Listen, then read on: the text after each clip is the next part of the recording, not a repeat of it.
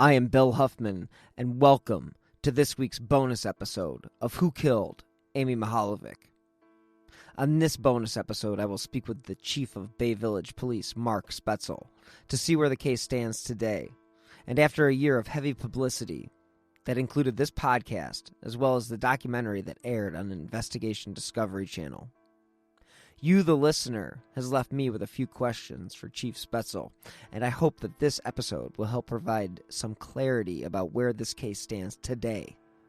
This conversation covers a lot, so please pay close attention, and if there's anything you hear that may help this case, the time to act is now. Last week, James Renner and I sat down with former FBI criminal profiler Jim Clemente and his co-host and former prosecutor Francie Hawks to discuss the Amy Mihaljevic case. So please check out their podcast, Best Case, Worst Case. And when the Amy episode drops, I will certainly let all the listeners know.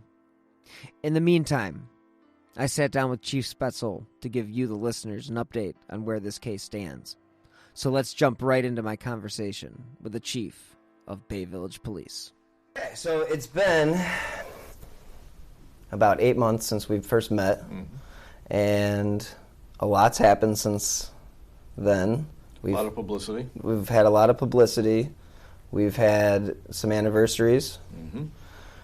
What do you think the impact of participating in something like as public as the documentary and the podcast that you participated in, do you feel like that provided an impact into the case? Did it help? Yeah, absolutely. I've always said that we're going to need the media's assistance to get out word to the public, because the public, I still believe, is the key to solving this crime, and therefore we need their input, and sometimes we have to remind them, we have to kind of prompt them a little bit that this case is still out there unsolved, and we need their help in solving it. So the podcast, the documentary, after each one, we received additional leads and tips. So it served its purpose. We're never done until this case is solved, so we will always, look for media to assist us in getting that word out. But there's no doubt in the last year that there's been a renewed interest in the public. Yeah, and I would agree that there's definitely been renewed interest for sure. And I think with the new technology, and I mean, you look back at 2018, and people will look back. I mean, people who look at cold cases, people like myself, or people who are investigators, will look back and say, okay, this was the watershed year where, it kind of had the turning point where, okay, we can take this information that we had from maybe 20 years ago, and now we can actually use it. Do you feel like, since the case like April Tinsley was solved and Christy Merrick and, using these genealogical databases, do you feel like those are something that could help solve this case? Not today. However, in the future, with increased technology and advancement in DNA, we have always tried to stay on the forefront of DNA information. And usually that's through the private sector. Public sector catches up with the private sector at some point. So we watch to see what's coming out as far as technology and advancements in DNA on the private sector. And we understand that, that increases exponentially, right? So technology that we existed 5 years ago, we thought was great, has expanded tremendously in just the last 5 years. So we're wondering what the next 5 years, is going to bring us. So we try to keep that in mind as we do analysis of any DNA. And as you know, we have DNA in this case, but as I've always said, it's not the DNA that you're going to throw into the CODIS database, the national database of convicted offenders, and get a hit back.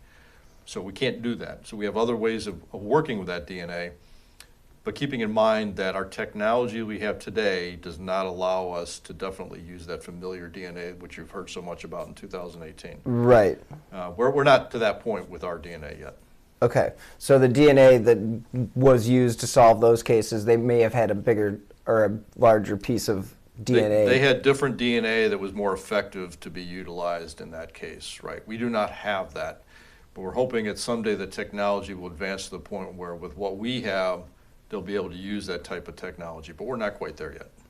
Now, recently there was news stories about, and even on my podcast, it was mentioned that there were 3 hairs found. Is there anything that you can comment on that? No, I'd prefer not to comment on the type of DNA that we have or the nature of it, keeping in mind that someday I could be sitting across from the person who did this, and there's certain information that only us as investigators and the killer is going to know.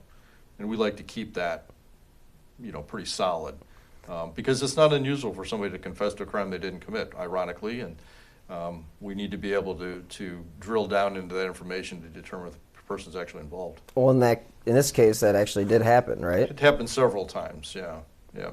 And, and that basically, just creates your fool's errand. Mm-hmm. Well, you think of the John Benet Ramsey case and other cases that are high profile. People have a need for whatever reason to insert themselves and garner attention. So it's not unusual, and we understand that, so we have to be prepared for that kind of thing, and we are prepared for that. So, the idea that somebody could step forward and say, hey, I did this, but you got to check these certain boxes in order to say, correct. Yeah, you're the perpetrator. Correct. Mm-hmm. Interesting. Now, in regards to, you mentioned staying up to date with what the private sector is doing. Does the private sector reach out to you also? Is that something that they do, or is that something that you just have to keep up with yourself? I wouldn't say they reach out to us. They're more than willing to work with us if we reach out, but we're not quite at the point to work directly with them. It's more of, we like to see where the technology is going. And of course, the public DNA experts, those at the labs, they kind of keep up on this as well. So we get information from them about where the technology is headed and what the possibilities are in the future. But we also reach out to the private labs and say, where are you at? What are you doing? What's coming down the pike? So we have some idea of where we might be going. Gotcha. Now, as far as one of the questions that arose during the podcast was from listeners, and that was, why in 2016 did you release the blanket and the curtain, and why did you wait the 27 years to do that? Well, it really wasn't a matter of waiting. What it was is a matter of resubmitting evidence that had already been analyzed using new technology, and that new technology identified things that we hadn't seen before. So you have, again, we had a ton of evidence from Ashland County that was picked up. We resubmitted as much as we possibly could to have a new look at it. And again, the technology back then is not the technology of today. So in resubmitting it, they found things they had not discovered before, and that's why that came out. So it really wasn't a matter of withholding it, it was a matter of identification. Yeah, and one of the questions that people are, they question is because, well, how are they going to remember what they had 27 years ago? Mm-hmm. But if I think back to any cases or any old cases or open cases, there isn't really necessarily a website that's got all the pictures of everything that was found. That's so right. It's not like this was, that's all great to look back in hindsight, 2020, but in reality, you can't just throw all this stuff out there, especially in 1989. Well, you don't know what evidence means until you can connect it to something. Right. So a piece of paper you find on the road near a crime scene means absolutely nothing until you can connect it to something. If you were to throw out everything, it would just be a gumbled mess of stuff. And until you can show some value of that evidence, it really isn't worthy to put out in the public because it means nothing at that point. And you had boxes upon boxes. Yeah, we collected hundreds of items just from the body area. So it's just impossible to one, know what's what, right, and then what should the public even know. Yeah, and it's not something you would do in any investigation. Is just take all your evidence, take pictures, and throw it out to the public and say, hey, what do you guys think? I mean, that would be a nightmare. Right, and with armchair, detectives these days, sure. and I think that's where a lot of that question comes from. The armchair sleuths, and hey, to each his own. But the question, I just had to ask a question in regards to, what the delay was. It wasn't really a delay. It was just the technology wasn't there yet. That's and right. Just like you said about a few minutes ago, was the technology isn't there yet to use the DNA that you have. Right. This case will be 30 years old this year, her abduction in October, and there's very little information that we have not made public that is important. I mean, after 30 years, what are you going to retain? Again, we retain certain things, knowing full well that if we're sitting across from the person who did this, we want information that only he and the investigators know. But other than that, most of the information on this case has been out in the public. There's really no reason after 30 years to hide anything. We want to solve it. However that happens, if a private citizen brings forth something that solves the case, great.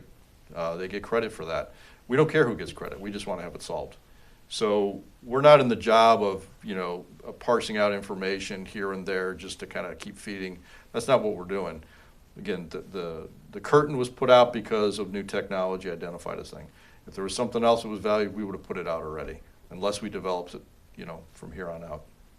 Yeah, so a lot of the stories that you're seeing on the news and stuff right now is basically, they're kind of just doing the anniversary stories and follow-ups and kind of covering the information that's already been out in the public for a decent amount of time. Correct. So in your opinion, there isn't really any new information that has come out that would be imperative for the public to know. We have received probably well over 100 tips.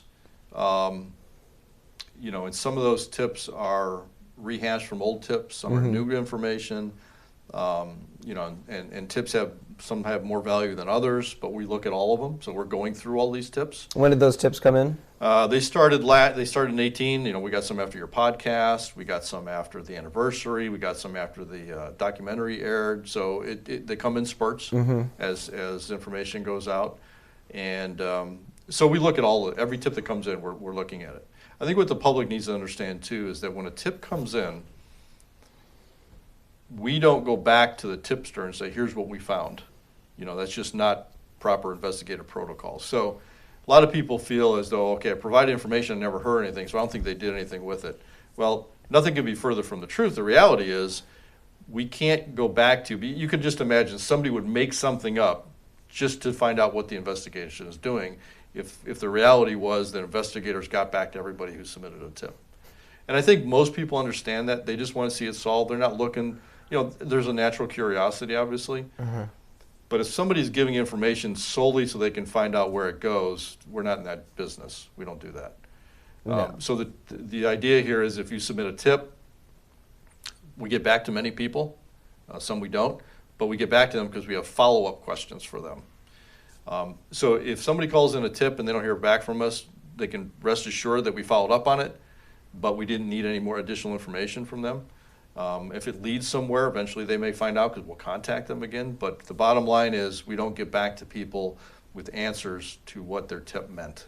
We just don't do that. And I think that is an absolutely great thing to say because a lot of people are under that misconception that once you phone a tip in and you don't hear anything, then they feel like, oh, it went into the ether and and they don't care. Yeah. And like you just said, it's the furthest thing from the truth. Right. I understand that perspective, though. If I'm calling something in, how do I know that it was followed up on? But that's what we do. We devote a lot of hours to these follow-up, and they take time. So even tips we got last year, we're not through all those tips. Yeah, because they take time. And if you did follow, let's say you did reach out to the people that did put in those tips, you'd have to have a whole new department for that. Just to get back to them. Right. And that's right. But sometimes things develop and we have further questions for the tipster and we'll get back with them and ask them those. And we always ask, do you have contact information so if we have further questions we can contact you? And like I said, sometimes we do that. Now, one of the questions that arose that I just was inquiring and wondering about when I was putting together the podcast, it came up in one of the episodes, and whatever happened to Amy's backpack? Was that ever found? It was never found. No. We know that we know that it's missing. Okay. Because it's just always never one of those things that's referenced as those these 3 items are the ones that we think that would keep as a trophy. The reason for that is, while that description has been put out there, backpacks are more of a generic type of item that could be anywhere. I'm sure that the backpack she had there were probably thousands and thousands of them made, if not more.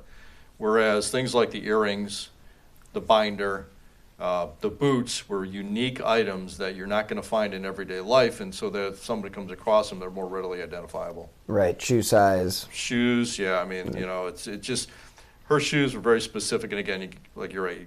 They're a certain size, they're a certain make, they're a certain. Very unusual. They're riding boots. Mm-hmm. This is not a common item you would find in most people's homes. A backpack, yeah. The windbreaker she was wearing, yeah. So the windbreaker was also not found? The windbreaker was also not found, right. So there are certain items they believe that she left to go to school with that were not at school, not at home, that were never discovered. Interesting. Now, it's odd that she left her bike. The question, she left her bike at the school, and the fact that it was a warm day. I still go back to that. The chances of it being a warm day on October 27th in Northeast Ohio aren't good. And it's like the perpetrator who set this up, I mean, what did he do? Did he tell? Do you think he told? I mean, obviously you can't answer this, but because you don't know. But I mean, why did she leave her bike at the school and not ride her bike over to the plaza? That's the hard to say. Obviously you could project all you want. We know that she walked over to the plaza with two of her friends. Right. And I'm sure the expectation was that she was not going to be gone long, that she'd be coming back, and she'd be riding her bike home. I'm sure that was the expectation. Yeah, and a lot, another question that I had was she under? Do you think she was under the impression that she was just going to be shopping at that plaza? We have no really way of knowing that. I She don't didn't share that think with her- people in Bay consider that a mall. And the information we have is that she would be going to a mall to go shopping.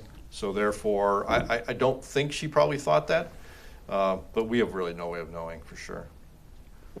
It's just one of those interesting things that, you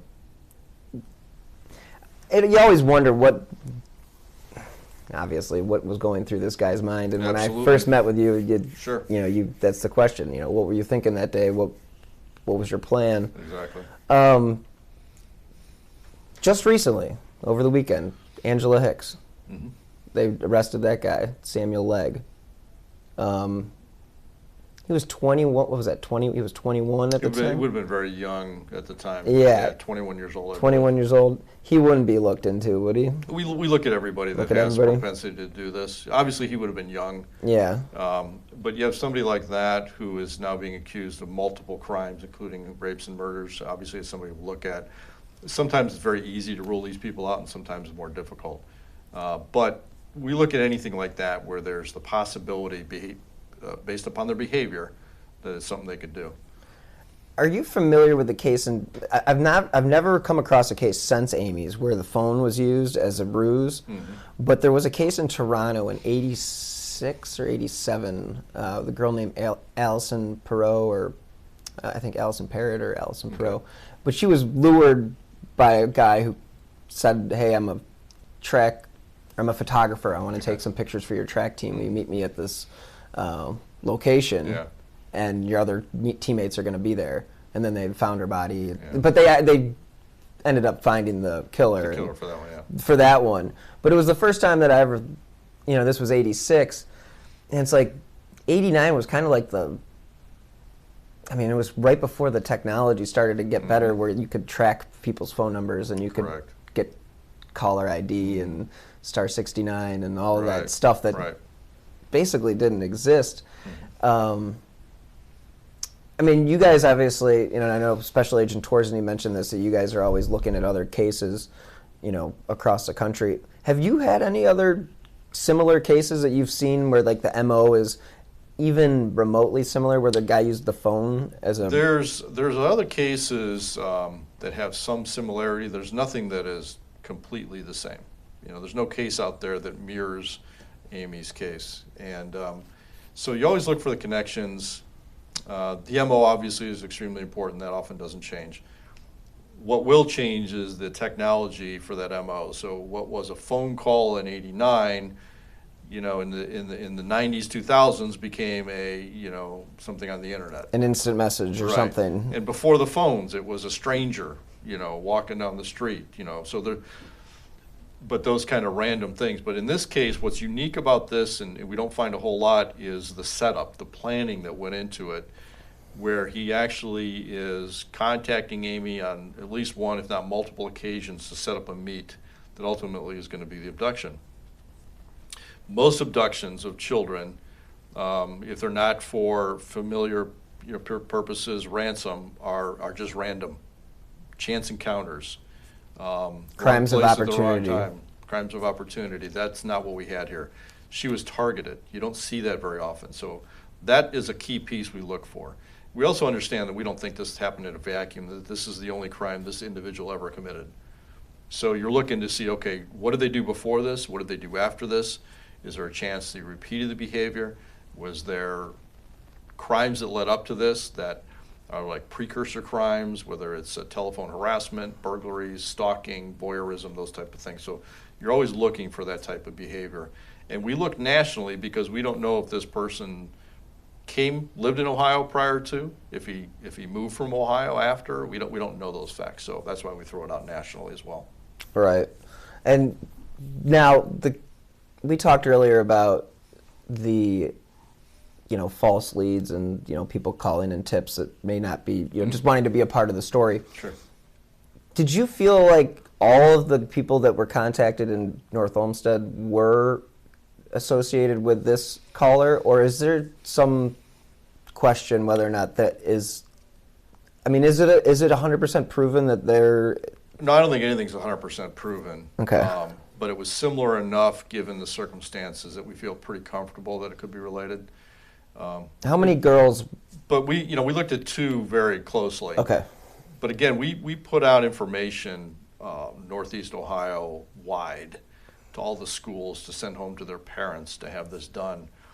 And there were much more than two that were, somewhat similar. But these kind of, when you boil it down and you look at the circumstances, were the closest to Amy's. But there were a lot of others as well. But the circumstances didn't line up as closely as those did. Now, were any of those cases close to being a victim, or did it get any further than just calls in? I came home from school. A guy called and wanted to talk to me, or asked if my parents were home. I said no and hung up. It could be any number of different things like that. Keeping in mind that back in the 70s and 80s, those type of phone calls used by folks was not that uncommon. You mean making phone calls, like obscene phone calls, and they weren't necessarily all to lure kids either. Right. They're the obscene phone calls. I it's like the received texting, the random texting of today was the phone calls of the 80s and 70s. So interesting. So those things happened, and for whatever strange reasons, people enjoyed making those kind of calls. They did. I mean, prank calls. I mean, it prank was a whole thing. Or sexually oriented type of calls. Those things happened. They did. So, but again, unique. You got to look at the unique circumstances of each call. Yeah, and the fact that he actually had a conversation with her and set something into motion where he could literally have just been picked up by you or any other officer. Right. If she would have come to you and said, "Hey, I'm supposed to meet this guy this afternoon." Yeah, like it would you have guys been nice to meet there. Yeah, it would have been great. I mean, it's like, if you and go again, back in the time. technology back then didn't allow us to track those kind of local phone calls that were made. So that obviously. Yeah, and that's another question everybody asks is like, well, why didn't they track the phone numbers? Well, the phone numbers were only tracked if they were long distance. Yeah, there was no computerized record for those kind of phone calls. Long distance, yes, which we did. Local, no. And the fact that there were no long distance phone calls that were suspicious. Correct. Obviously led to the fact that this guy had to be making a local call. Correct. But that doesn't mean that he couldn't have come from somewhere out of and then made no idea. But the only thing I can tell you is, that for somebody, the FBI behavioralist will tell you that for somebody to commit a crime like this, they have to have some familiarity with where the abduction takes place. They need to have some familiarity where the body is disposed of. And in this case, 50 miles apart, we're always looking for those connections, as we've talked about before. Right. And the parents were obviously not suspected right off the bat. There was no suspicions of the parents. And I mean, you're pretty much left with what the kids are told you.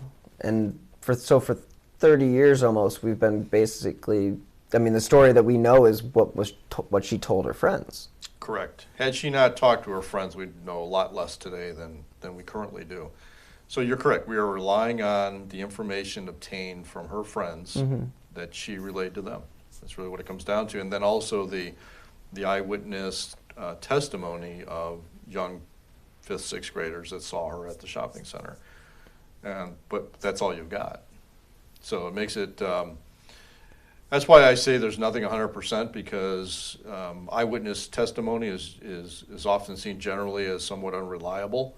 It can be very reliable or it could be very unreliable. It depends on the individual, their perception, and time frames and all kinds of different things come into play. But when that's all you've got, for example, we threw out the composite drawings based upon her friends seeing Amy with this individual. And then we've had tips where people say, well, the person I'm thinking of looks like that, but the jaw's a little different. Well, you can't rely on those type of very specifics in a composite. Composite drawing is more or less a general appearance of what somebody looked like. It's not going to be specific down to eyes and nose and glasses, all uniformly, this is the exact person. That's not the way a composite generally works. So that in and of itself, when it was put out days after the abduction, generated literally thousands of leads that had to be followed up on.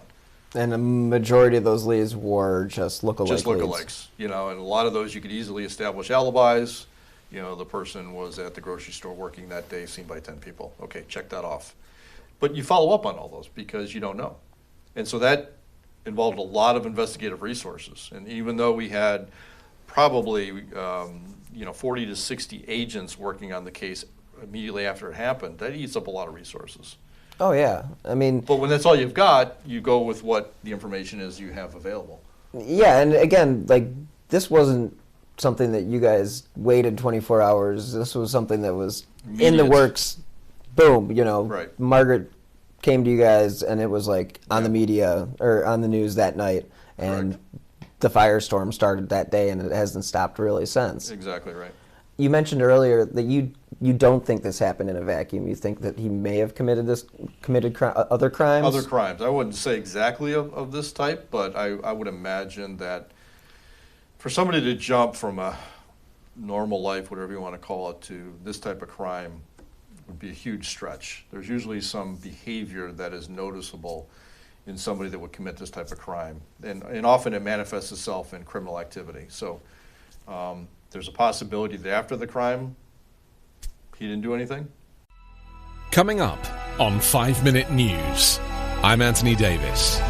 You might think it's partisan because maybe it's critical of one side or the other, but it's not. It's just the truth. And I think that's also something that's kind of unusual for Americans listening to the radio or to podcasts, because the news landscape in the States has been so partisan for so many decades. So 5 Minute News is verified, truthful, independent, unbiased, and essential world news daily. But there's a really good chance that before the crime there was some behavior that people would recognize. Again, things like making phone calls, making prank calls, making sexual type crimes, burglaries, voyeurism. Pushing the envelope each time. He's testing to see where his point is, and he keeps. And generally what happens, they'll keep escalating. This is not enough anymore. It's kind of like a drug. Mm-hmm. You take a certain level of drug and it's fine, but then you become used to that and you need a little bit more. Right. This type of behavior is not, it's pretty analogous to that. And I think that you would see a slight progression.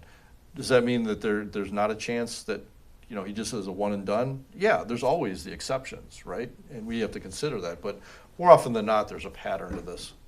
Yeah, so he could easily have just changed his MO and, technology is going to catch me if I do it that way, so I'm going to move on. I'm going to use the internet now, and I'm going to lure kids through the internet. Or, the classic of a pedophile getting involved in a group that has access to kids, that still happens. Boy Scouts, Girl Scouts, church, any sports leagues. School. You name it, school, teachers.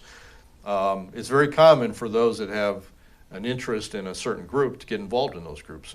It's common. So that could be in a play somewhere too. You don't know.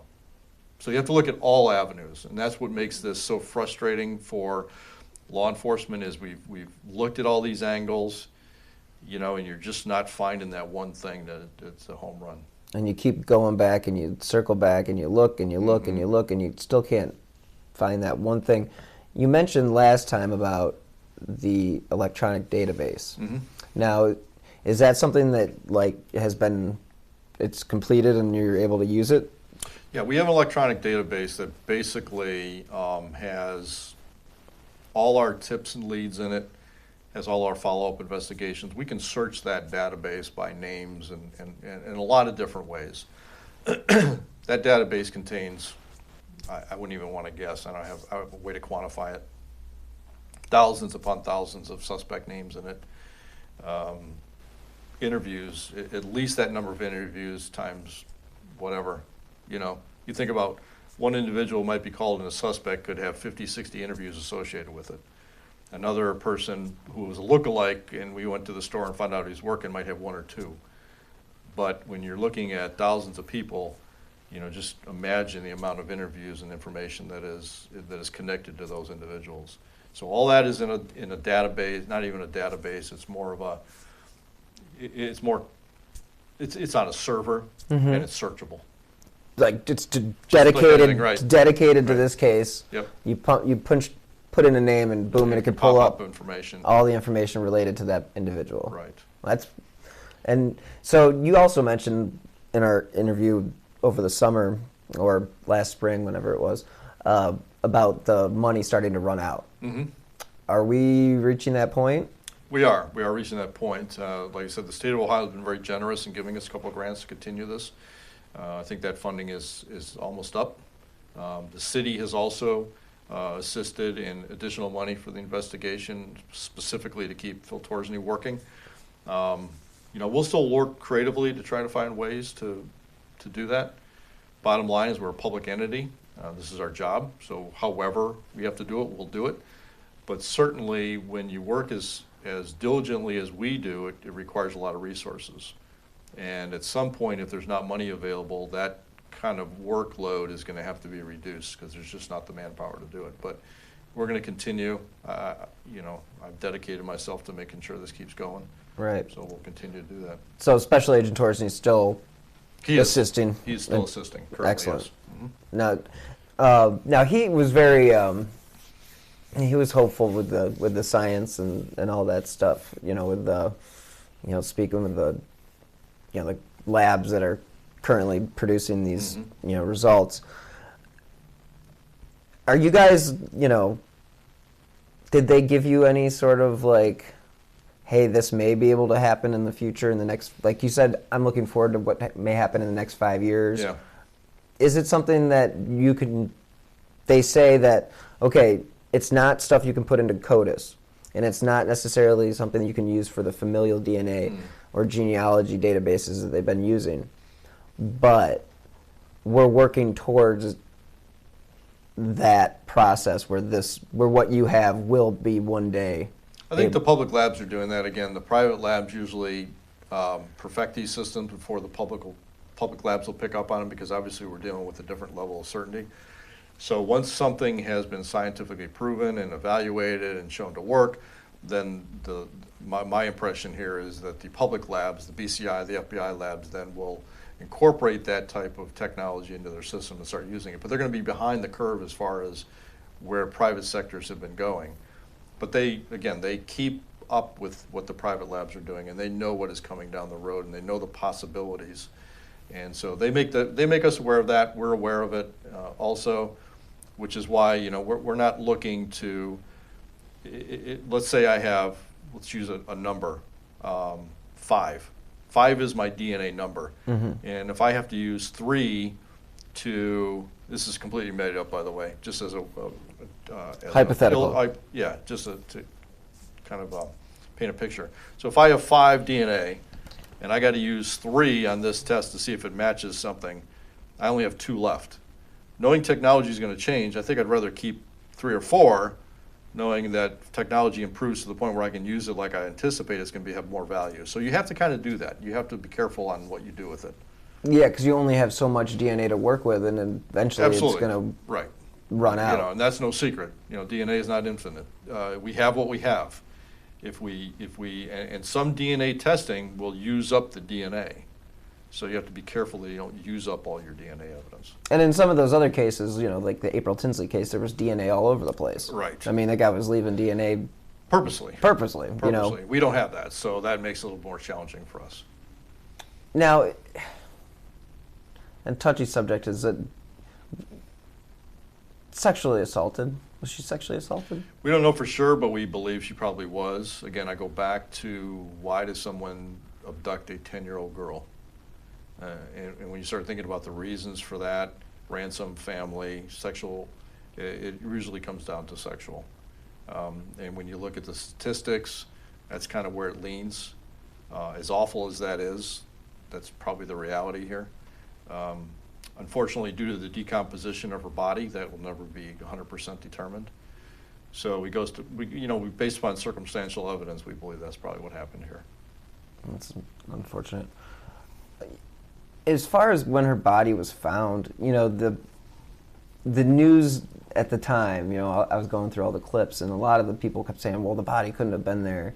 We're hunters, we walked that area, we would have seen it. Is there any, from everything that I've read is that the body would have been there the whole time, but is there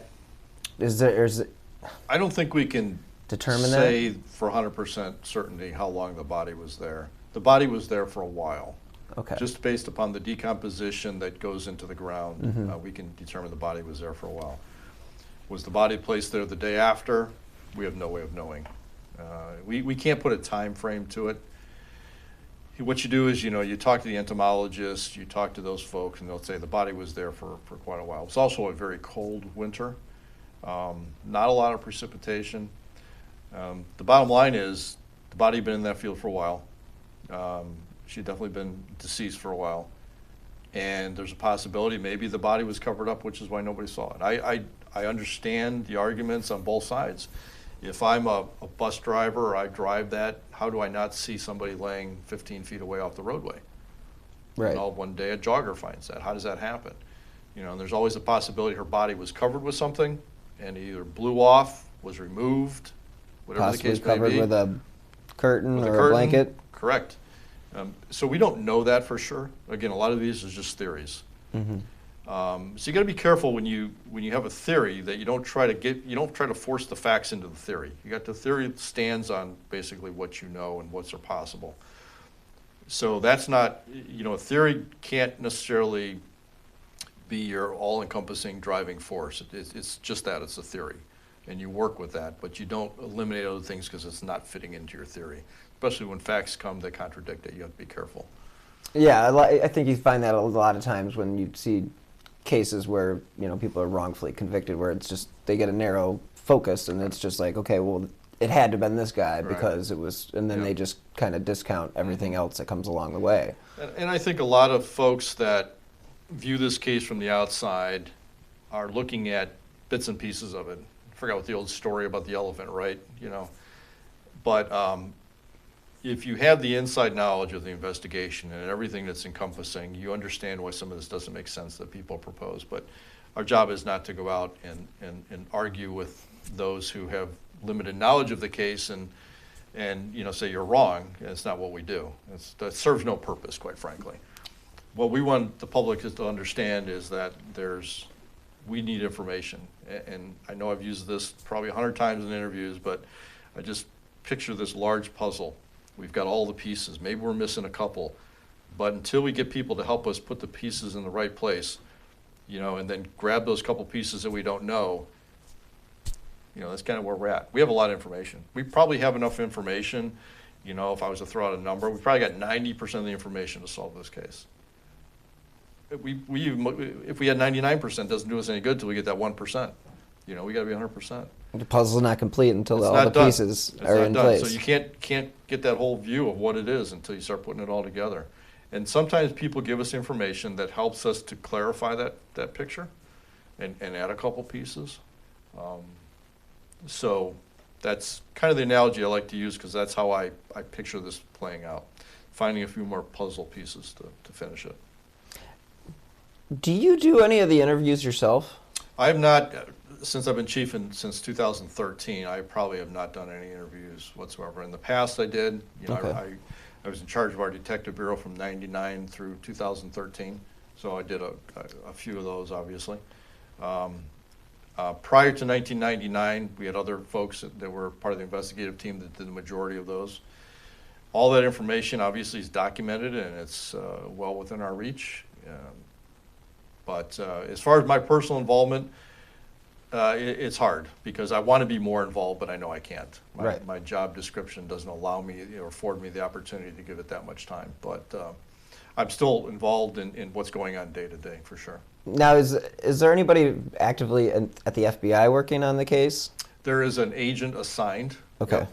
And then that agent assigned, if she needs additional resources, obviously can call on anybody, including the lab, other resident agencies, whatever she needs.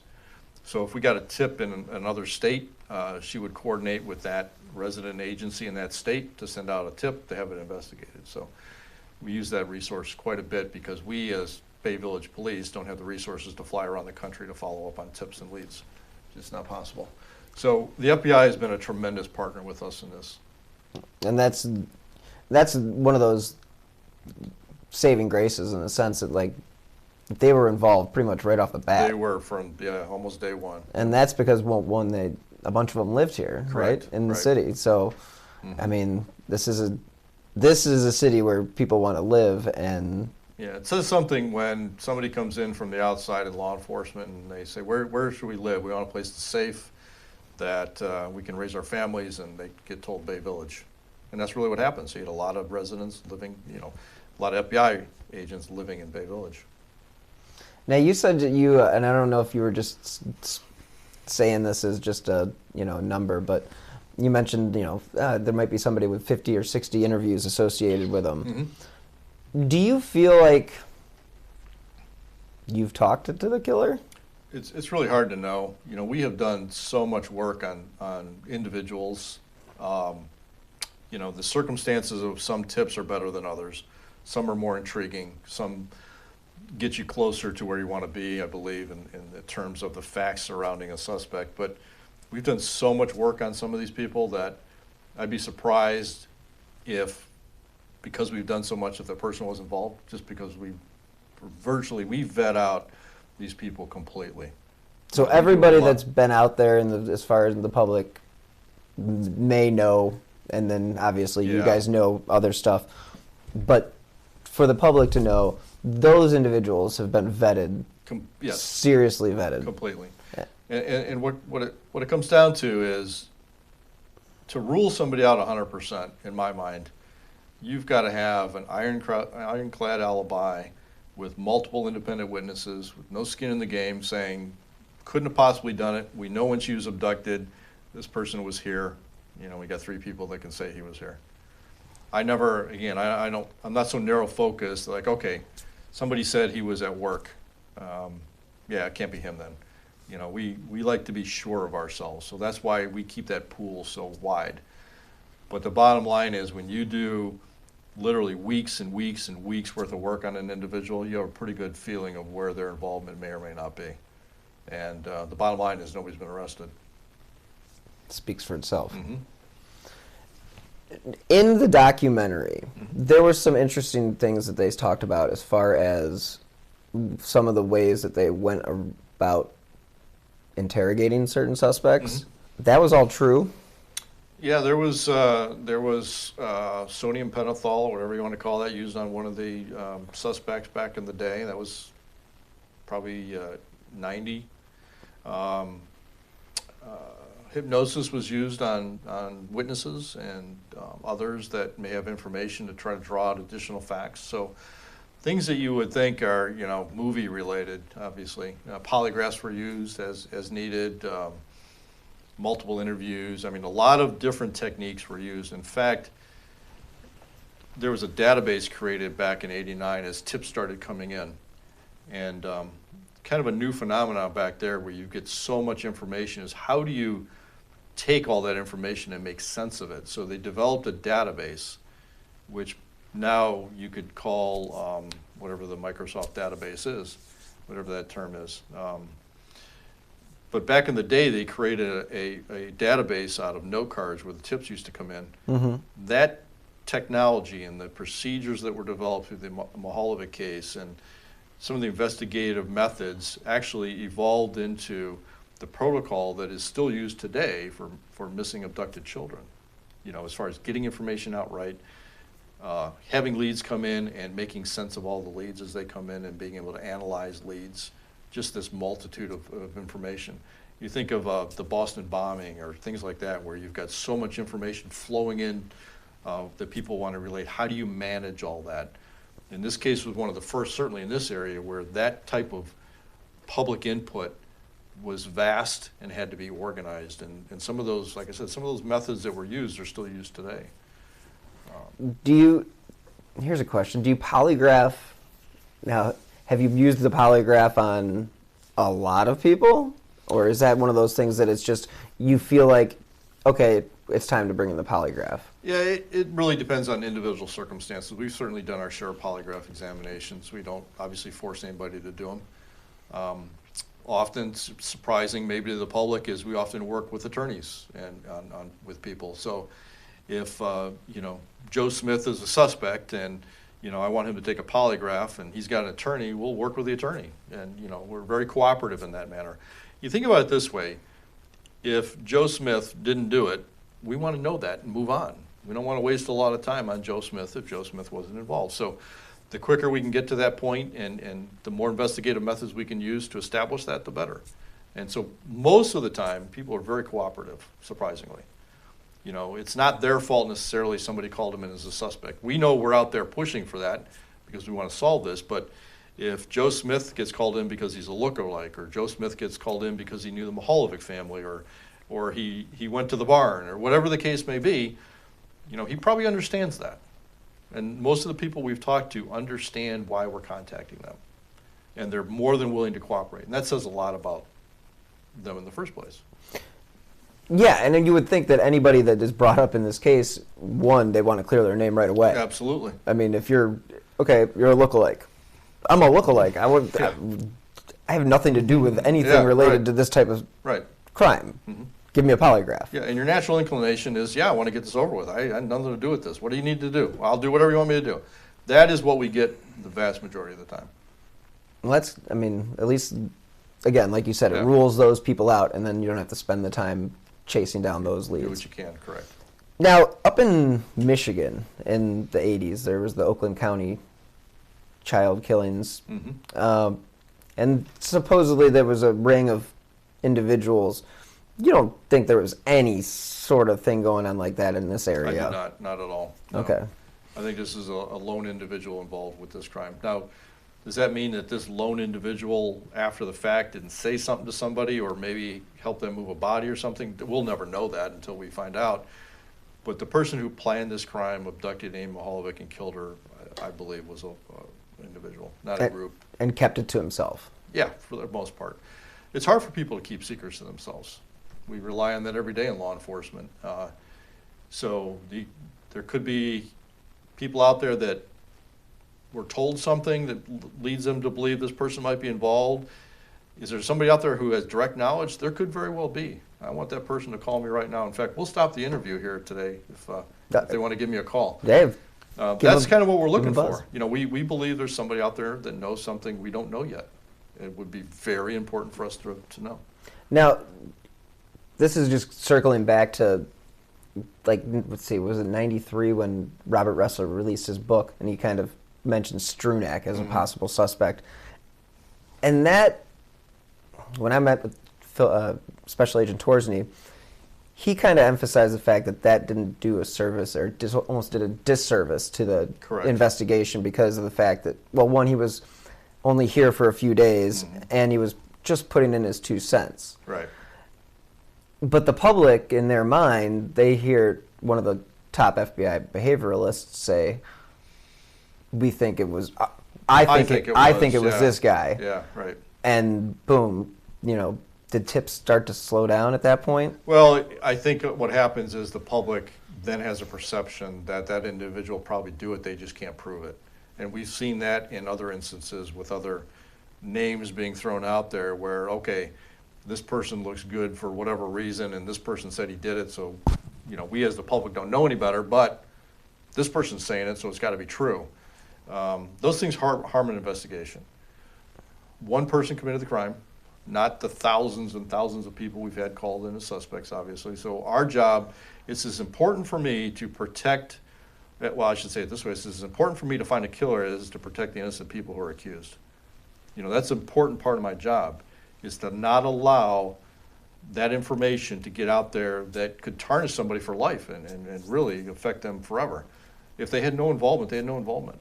My job is not to react and start naming suspects or commenting on every person who did that. Again, other than to say that if somebody's called in a suspect and it's common knowledge in the public for whatever reason, you can rest assured we did a ton of work on that individual and spent a lot of time with them.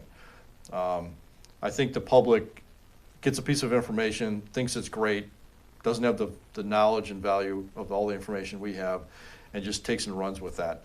And, you know, I understand that, but I think it's irresponsible to throw out names of individuals involved in a crime when you have no proof. It harms them, it harms the family, and it does a disservice to the investigation, because other people will say, well, I think law enforcement knows this person did it, they just can't prove it. That's not true. Right. As I sit here today, there's nobody that I say, I think this person did it, I'm just waiting to get, you know, more information to arrest him. We're not there. So Strunak was definitely not the guy. Oh, he, you know, obviously... He had weird connections to the Amy Center and... Yeah, there's always... But a lot of people had weird connections to the case for a variety of reasons, and that's why you look at them, right? But it doesn't mean they were involved in the homicide. And so while circumstances were unusual, that's what creates our interest. That's why we look at people. But you're right. You know, the individual comes in, he analyzes the case, he writes a book. He just happened to be here for that little snippet of the investigation and feels that was him. Had he come at any other time, it would have been another person, because we had people coming in and out of the case all the time. So that's just the nature of this investigation. And as a behavioralist, I mean, it was probably not the most responsible thing to put the name in the book, especially for the investigation that's not closed. Correct. But the public, of course, is going to take that as almost truth, because this guy's... Sure, he's an expert. He's a law enforcement expert. How many times you see him go on a different show and they talk about a suspect in a notorious crime in the country? Right. And then everybody's fixated. Well, that's got to be the guy. They're talking about him. Well, we've got our own notorious right. guy. we got the guy who called Whitey Bulger working on this case. Right. I mean, so it's just I think that it's the nature of the public now to grasp onto these things and run with them and think that, okay, this must be it. You know, you amateur sleuths, armchair quarterbacking, whatever you want to call them. Monday morning quarterbacks, whatever you want to call them. Whatever, yeah, and I get it. I understand that completely. Our job is to filter out that noise and stick with the facts. And when there's another drum beating out there, sometimes it's hard to ignore, but you really have to. You got to stick and do with what you know. It does no good to respond to those things. You can't do anything about it, other than to say, you know, and hope people trust that you actually are working on suspects, and that if somebody was named, there's probably a really great chance that, you know, police probably looked at that. Yeah, and did their due diligence. Yeah, and then some. Yeah, exactly. So basically, as far as the listeners, anybody that's come up through this case, they can be confident that they have been thoroughly investigated. Yep. And exactly right. And you're not at that point where you can say, I think it was this guy, but we're just waiting for that. We're not there. It's not there. Not at all. Do you feel like you're in a better place today than you were a year ago before we met? I think so. I think any time that you can work on a case and, you know, eliminate and clarify, it's a good thing. Our enemy has always been the passage of time. People die, people's memories fade, people's memories change. That is our greatest enemy, is just the passage of time. So while we narrow things down and we put things that maybe in a little bit clearer focus, the passage of time sometimes negates that, you know. But again, ultimately, only history will prove whether a tip coming in the future will be the one to solve it and make the rest of that a moot point. Now, if you were talking to the listeners and, you know, they know information, what would you like them to know? Well, we want them to obviously call us. We've had several tipsters call in and say, look, I I feel weird calling because it's been 29 years. I've been sitting on this information, and we're completely fine. That we understand the dynamics behind why people didn't call back in the day. We're still available to take that information. We still want to hear about it. We don't judge. We understand completely why people have not called in the past and are willing to call in now. So just call us.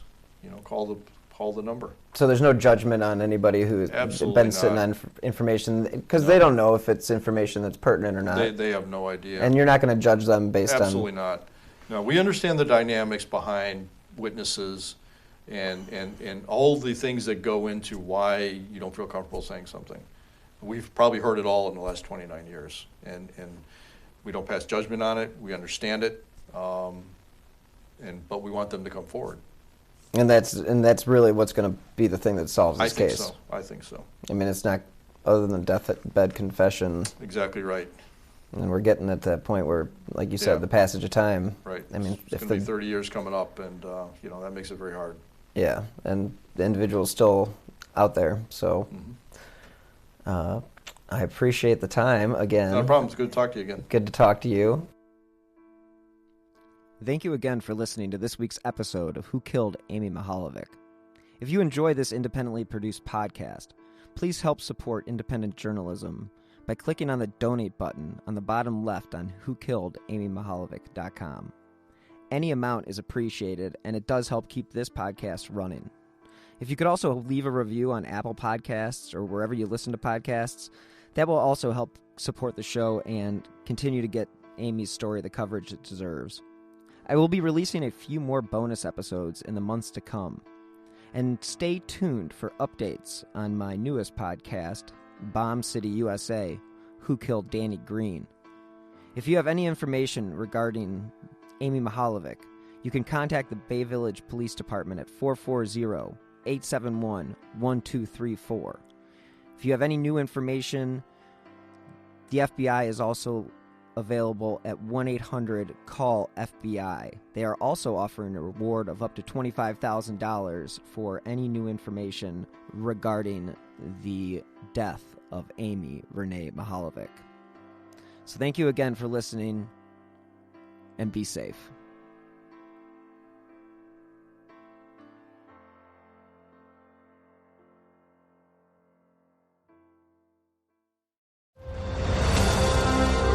I'm Ken Harbaugh, host of Warriors in Their Own Words, a podcast that presents the unvarnished, unsanitized truth of what we have asked of those who defend this nation.